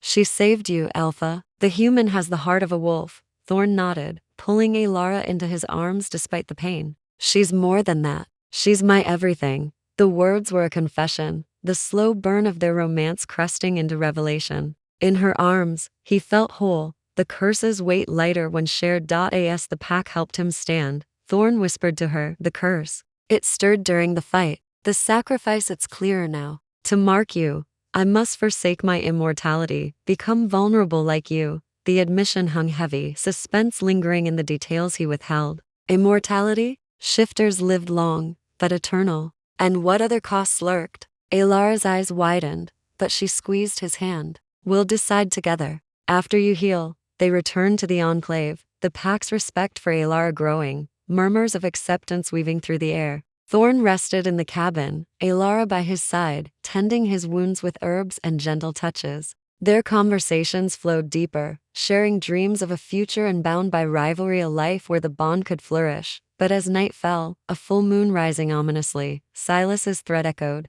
The ritual loomed, the curse's final secret poised to unravel, testing their love in a trial of fire and fate. Chapter 10. Under the full moon's Gazeth cabin was a haven of quiet amidst the enclave's restless energy. The full moon casting a silver glow through the window that painted Elara and Thorne in ethereal light. Thorne lay on the fur-draped bed, his wounds bandaged but still raw, a testament to the duel's ferocity. Elara sat beside him, her fingers deftly applying a fresh poultice of crushed herbs Leora had provided, the scent of lavender and sage mingling with the ever-present musk of Thorne's skin. Each touch deepened their bond, a silent exchange of trust and care that wove their souls tighter. Yet the suspense of the impending ritual hung like a storm on the horizon. Thorne watched her, his amber eyes softened by pain and something deeper, love, unguarded and raw. The bond pulsed between them, conveying his gratitude, his fear, and a fierce protectiveness that made her heart ache. "You're too good at this," he murmured, his voice rough but warm, a faint smile tugging at his lips. Nursing a battered wolf back to health, Elara's lips curved, though her eyes remained serious. "I've had practice healing my own wounds, just not the kind you can see." Her confession carried the weight of her past, her ex's betrayal, the years of feeling inadequate. With Thorne, those scars felt less like burdens. His presence was a balm, coaxing strength from her depths. He caught her hand, pulling it to his chest, where his heart beat strong despite his injuries. "You're stronger than you know, Elara. Today, in the ruins, you didn't just save me. You showed the pack what a mate can be." His thumb traced circles on her palm, igniting sparks that traveled up her arm. A slow burn of intimacy that had grown from their first meeting in the storm to this moment of quiet vulnerability. The emotional buildup swelled, their connection a tapestry woven with shared pain and hope. But the shadow of the curse lingered, its secrets only partially unveiled. Thorne's revelation about forsaking his immortality for the marking ritual had stunned her, but questions remained. What other costs hid in the curse's folds? Would the ritual bind her to the pack's fate, as he'd hinted? And Silas's threat, his pursuit of their bond to break the curse, added a layer of suspense that kept her on edge. Tell me about the ritual, she said softly, setting the poultice aside. The marking. What happens tonight under the moon? Thorne shifted, wincing slightly as he sat up, his hand never leaving hers. The moonlight highlighted the contours of his face, the rugged lines softened by his openness with her. It's sacred, he began, his voice low, reverent. In the stone circle under the full moon's peak, the alpha bites his mate not to harm, but to merge souls. The bond becomes unbreakable, sharing strength, emotions, even lifespan, to an extent. But the curse twists it. The sacrifice could demand more than my immortality. It might bind you to the pack's pain, their losses. He paused, his eyes darkening, maintaining the mystery of the curse's full price. What if it demanded her humanity,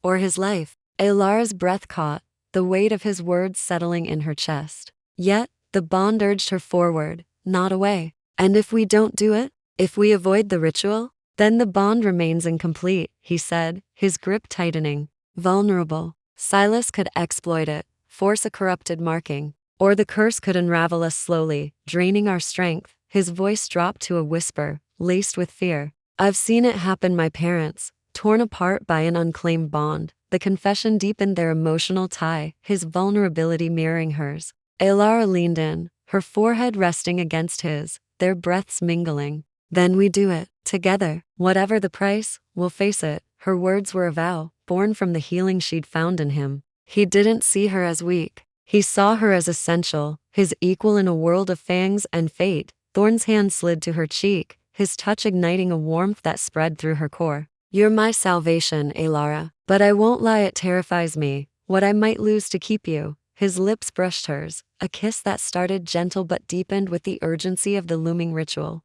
It was a dance of need and restraint, their bodies pressed close. The bond amplifying every sensation, the roughness of his stubble, the heat of his skin, the taste of pine and promise. They parted, breathless, the air charged with unspoken desire. Tonight, Thorne promised, his voice husky. We'll face the moon and the curse. The day passed in a blur of preparation. Leora and Kai helped fortify the enclave, the pack's mood a mix of hope and unease. Elara joined them, learning the chants that would bolster the ritual, her presence earning nods of respect from even the most skeptical pack members. The bond's strength was evident, her courage in the ruins cementing her place among them. As dusk fell, the full moon rose, its light bathing the grove in a silvery glow. The pack gathered around the rune-etched stones, their chants rising like a tide. Thorne led Elara to the circle's center, his hand steady in hers. He wore a simple leather tunic, his scars a map of battles fought, while she stood in borrowed furs, feeling the magic hum through the ground. The bond will guide us, Thorne said, his eyes locked on hers. Trust it. Trust me. The pack's chants swelled, a chorus of ancient words that vibrated in her bones. The bond pulsed, linking their emotions, his resolve, her courage, their shared love. But as Thorne began the ritual, his teeth grazing her shoulder in preparation for the bite, a howl shattered the night. Silas, with his pack, emerging from the shadows. You can't hide her forever, Thorne, he roared, his form half shifted, claws gleaming. The curse demands a sacrifice. I'll take it. The pack bristled, ready to defend, but Thorne held up a hand, his eyes never leaving Elara. This ends tonight, he growled, his body tensing as if to shift. The suspense peaked. What would the curse demand? Would the ritual complete? Or would Silas's betrayal unravel everything? Elara clutched Thorne's hand, the bond a beacon in the chaos. Finish it, she urged, her voice steady despite the fear. As Silas charged, the ritual teetered on the edge of completion, leading to a climax where love and sacrifice would collide. And the curse's final secret would be laid bare. Chapter 11. The price of forward. The air in the sacred grove crackled with tension, the full moon's light slicing through the trees like a blade, illuminating the chaos unfolding within the rune-etched stone circle. Elara stood at its heart, her hand locked in Thorne's, the bond between them a pulsing lifeline as Silas's menacing form loomed closer. His half-shifted body, claws extended, eyes glowing with malicious intent, radiated a hunger for power, his pack fanning out to flank the ritual site. The pack's chants faltered, replaced by growls and defensive postures. But Thorne's presence held them steady, his alpha aura a beacon of authority. Elara, stay with me, Thorne whispered, his voice a low rumble, his teeth still poised near her shoulder, where the marking bite would seal their bond. The warmth of his breath against her skin sent shivers through her, amplifying the emotional current that had grown from their storm-soaked meeting to this pivotal moment. The bond was no longer just a pull. It was a fusion of their souls, each beat of her heart echoing his, their fears and hopes intertwined. She nodded, her resolve hardening despite the fear clawing at her chest. Do it, Thorne. Finish the ritual. Her voice trembled but held firm, a testament to the strength he'd helped her reclaim. The city had broken her, labeled her weak, but here, under the moon's gaze, she felt unbreakable, tethered to him by fate and choice. Silas's laugh cut through the night, cold and mocking. Finish it? You'll doom her, Thorne. The curse will take more than your immortality. It demands blood. He lunged forward, his claws slashing the air. But Leora and Kai intercepted, their wolf forms colliding with Silas's enforcers in a flurry of snarls and fur. Thorne's eyes flashed with fury, but he didn't waver. Protect the circle, he commanded the pack, his voice resonating with power.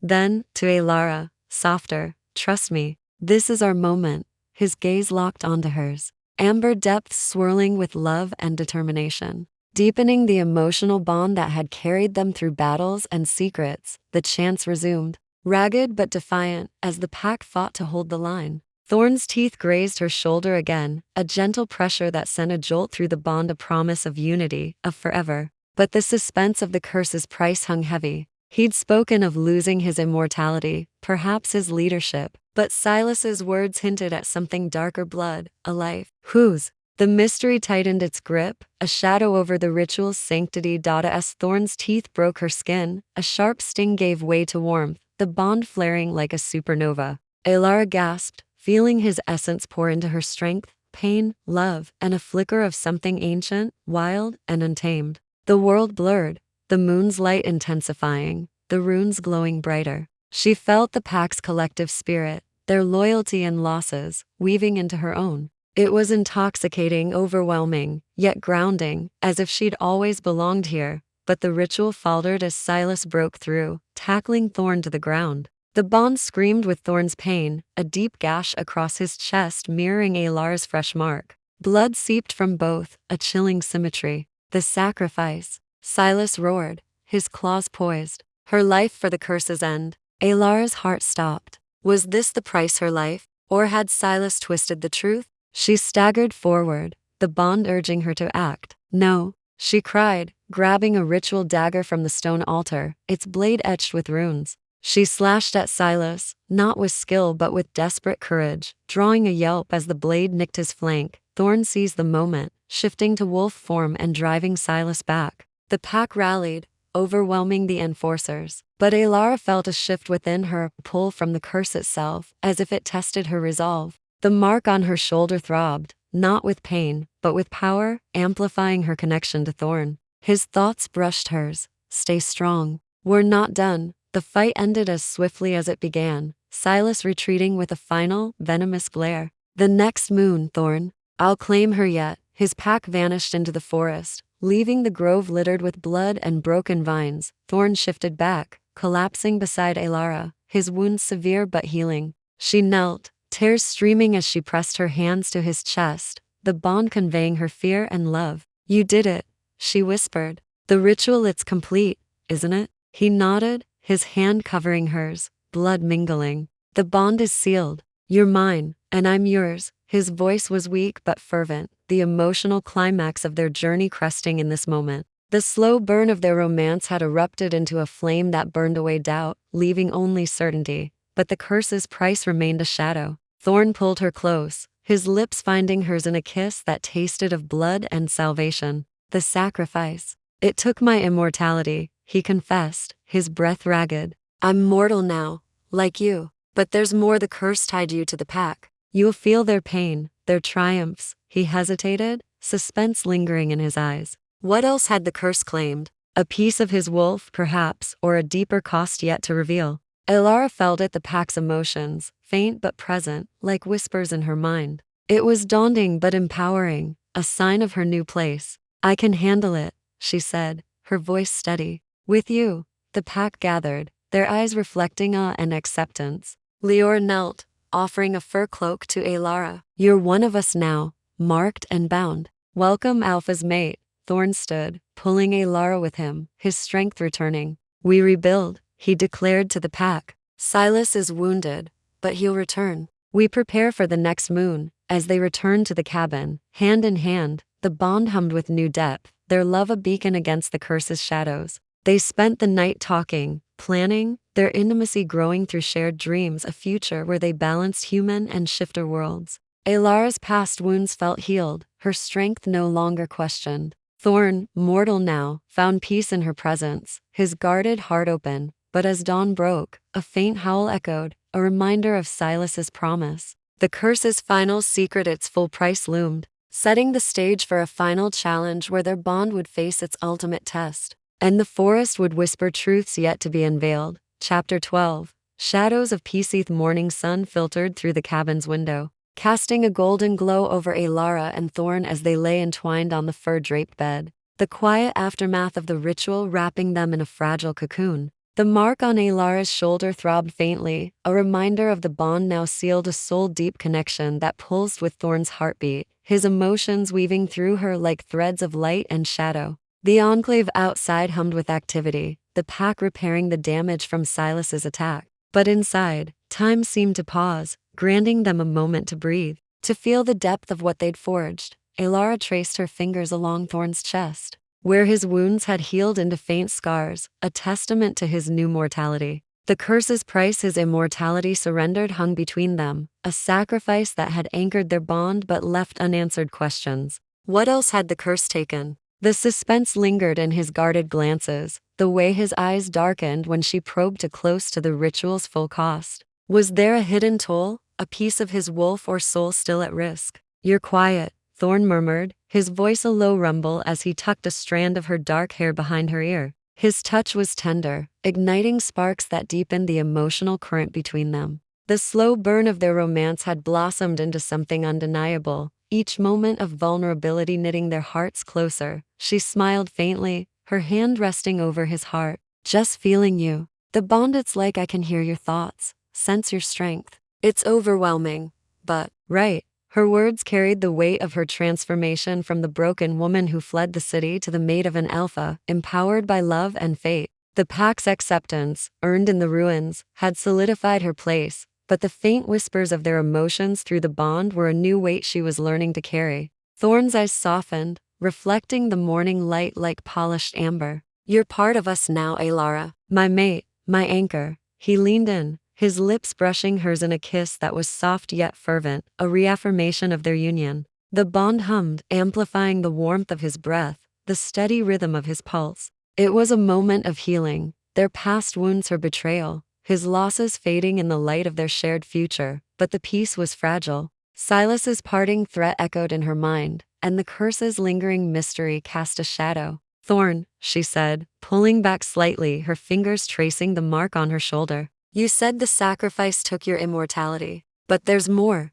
isn't there? Something you're not telling me, he tensed, his hand pausing on her waist. The suspense thickened, his silence a barrier she longed to breach. The curse is never straightforward, he admitted finally, his voice low. Losing my immortality binds me to you, to immortal life, but the ritual, it might have awakened something else. A connection to the pack's pain, yes, but also to the curse's origin. I feel it stirring, like a warning. His eyes darted to the window where the forest loomed, its secrets hidden in the rustling leaves. What warning? Was it tied to Silas's pursuit of the curse's end, or something deeper, more ancient? Elara's heart clenched, the bond conveying his unease. Then we face it together. No more secrets, Thorne. Promise me. Her voice was firm, a vow born from the strength he'd helped her reclaim. He nodded, pulling her closer, his forehead resting against hers. I promise. Whatever comes, you're my strength. The emotional build-up crested in his words, their intimacy a shield against the looming threat. They lay together, talking softly, sharing dreams of a life beyond the forest, a cabin of their own perhaps, where human and shifter worlds could blend. Elara spoke of her old love for painting, dreams her ex had mocked, and Thorne vowed to build her a studio, his eyes alight with plans. As midday approached, a knock at the door broke their reverie. Leora entered, her silver-streaked hair catching the light, her expression a mix of respect and urgency. "Alpha, the pack needs you. We've found signs of Shadow Claw scouts near the river. They're planning something for the next moon." Thorne's jaw tightened, but he squeezed Elara's hand before rising. "We'll fortify the enclave. Elara, come with us. You're part of this now." She followed, the bond urging her forward, her place among the pack solidified by the ritual. The enclave bustled with activity, wolves and humans repairing cabins, sharpening weapons, and chanting protective wards. Elara joined Leora in weaving herbal charms, her hands steady as she learned the pack's traditions. The bond allowed her to sense their collective resolve, a hum of unity that bolstered her courage. Thorne led a patrol to the river, Elara at his side, their hands brushing as they navigated the forest. The air was crisp, scented with pine and damp earth, the river's rush a constant companion. He pointed out landmarks, ancient trees marking pack boundaries, a hidden cave used for rituals. "This is our home," he said, his voice warm. "Yours now too." Elara's heart swelled, the bond deepening with every shared step. "I never thought I'd belong anywhere again," she admitted, pausing by the riverbank. "You changed that." He turned to her, his hand cupping her face. "You changed me, Elara, made me believe in redemption." His kiss was fierce, a promise of forever, the bond conveying his love in waves that drowned out the world. But a rustle in the underbrush shattered the moment. Thorne spun, his body tensing, a low growl escaping him. A lone wolf emerged, not Shadowclaw, but Kai, his eyes wide with alarm. "Alpha, we found a traitor. One of ours, feeding Silas information. It's Mara." "Mara?" The quiet shifter who'd watched Elara with suspicion. The revelation stung, amplifying the suspense. Had Mara betrayed them during the duel, or earlier, when the Shadowclaws first attacked? Thorne's face darkened, his alpha instincts surging. "Bring her to the grove," he ordered. As they returned, the pack gathered, tension rippling through the air. Mara stood in the stone circle, head bowed, her guilt evident. "I wanted to protect us," she whispered. Silas promised to lift the curse, spare the pack. Thorne's growl silenced her, but Elara felt his conflict through the bond, anger warring with mercy. "You endangered my mate," he said, his voice cold. "But you'll have a chance to atone. Speak everything you told Silas." Mara's confession revealed Silas's plan, a ritual at the next moon to sever their bond, using Elara's blood to break the curse. The suspense deepened. What final secret did the curse hold? Was Elara's humanity at stake? As the pack deliberated, Thorne pulled Elara aside, his arms encircling her. "We'll stop him," he vowed, his kiss a seal of their unbreakable bond. But as night fell, a distant howl warned of approaching danger, leading to a final stand where love would face its ultimate trial. Chapter 13. A new dawnth moon hung low in the sky, its waning light casting long shadows across the pack's enclave. As the pack gathered in the sacred grove, the rune-etched stones pulsing faintly with residual magic, Elara stood beside Thorne, her hand clasped tightly in his, the bond between them a vibrant thread that thrummed with shared strength and love. Mara's confession had shaken the pack, her betrayal, a wound that deepened the suspense surrounding Silas's plan to sever their bond and break the curse. The air was thick with anticipation, the forest whispering warnings of the approaching confrontation. Under the next full moon, Thorne's presence anchored Elara, his warmth seeping through her as they faced the pack. His amber eyes, though weary from the recent battles, burned with resolve. "Mara will face judgment," he declared, his voice steady but laced with pain. "But tonight we prepare. Silas wants Elara's blood to end the curse. We won't let him near her." The pack nodded, their loyalty reaffirmed, though whispers of doubt lingered in their eyes. Elara felt their emotions through the bond, fear, hope, and a growing respect for her as Thorne's mate. The mark on her shoulder, now a faint scar, pulsed with the pack's collective spirit, tying her to their fate. It was a weight she'd learned to carry, her transformation from a broken city girl to a vital part of this supernatural world complete. As the pack dispersed to fortify defenses, Thorne led Elara back to their cabin, the quiet enveloping them like a cocoon. Inside, the fire crackled, its glow softening the edges of their tension. He pulled her into his arms, his lips brushing her forehead in a gesture that deepened their emotional bond. "You're my strength, Elara," he murmured, his voice raw with vulnerability. "I was ready to face the curse alone, but with you, I believe we can break it." She tilted her head up, meeting his gaze, the bond conveying his love and lingering fear. "We've faced everything together, storms, duels, betrayals. We'll face this too." Her words were a vow, the slow burn of their romance culminating in a love that felt eternal, despite the curse's shadow. The suspense of its final price, Thorne's hinted loss of his wolf or something deeper hung over them, a secret yet to fully unravel. They sat by the fire, hands entwined, sharing quiet confessions. Elara spoke of her dreams, not just of painting but of a life here, with him, blending her human heart with his shifter world. "I want to build something," she said softly, her fingers tracing his. "A home, a family, curse or no curse." Thorne's eyes softened, a rare smile breaking through. "A family," he echoed, his voice thick. "My parents wanted that. I thought it was impossible, but you make me believe." He kissed her, slow and deep, the bond amplifying every sensation, the warmth of his lips, the steady rhythm of his heart.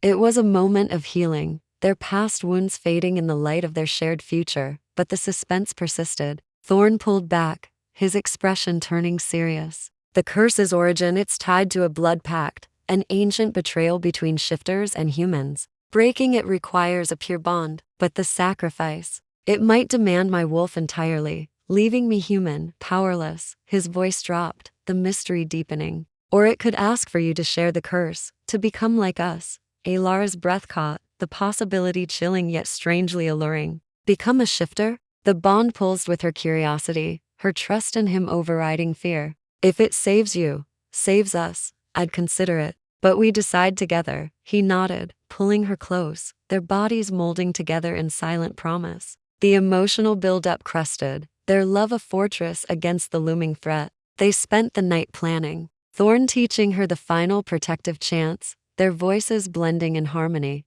The pack joined them at dawn, a united front, their trust in Elara solidified by her courage and the bond's visible strength. As the next full moon approached, the enclave buzzed with preparation. Scouts reported Silas's pack massing near the old ruins, their numbers bolstered by rogues drawn to his promise of freedom. The pack trained relentlessly, Elara learning basic combat from Leora, her movements clumsy but determined. The bond guided her, Thorne's strength flowing through her, deepening their connection with every shared effort. On the night of the full moon, the pack gathered at the ruins, the air thick with magic. Thorne and Elara stood in the stone circle, the runes glowing brighter than ever. The ritual to break the curse required their bond's purity, a final act of unity. Thorne's eyes locked onto hers, his voice steady. "This ends tonight. For us, for the pack." Silas emerged, his black wolf form flanked by his enforcers. "The curse is mine to break," he snarled, shifting to human form, his scars gleaming under the moonlight.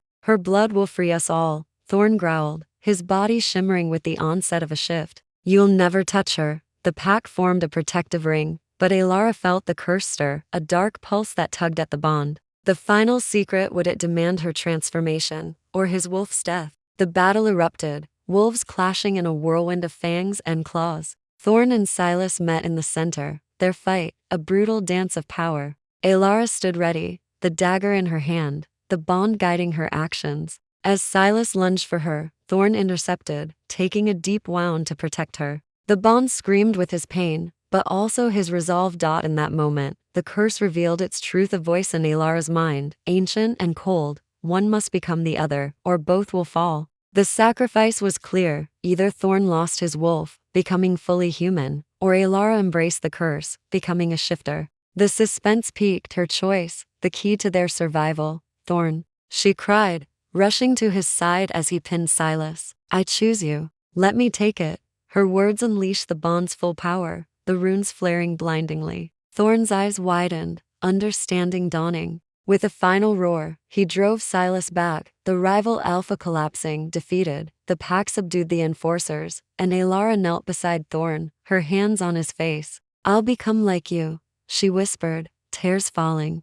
The bond surged, the curse accepting her choice. A searing pain coursed through her, the mark on her shoulder burning as the transformation began, bones shifting. Senses sharpening, a wolf awakening within, Thorne held her through it. His own wolf fading, his mortality complete. The curse broke with a final pulse, the runes dimming, the forest falling silent. Elara emerged, a sleek silver wolf, her eyes meeting Thorne's human ones. The bond remained, stronger than ever, their love transcending forms. The pack howled in triumph, accepting their new reality. Silas was exiled, his pack scattered. Elara and Thorne returned to the enclave, hand in paw, their bond a beacon of hope. They built a life, Elara painting under the stars, Thorne teaching her the ways of the wolf. The forest became their home, a place of peace where love had conquered the curse, leaving only a future to shape together.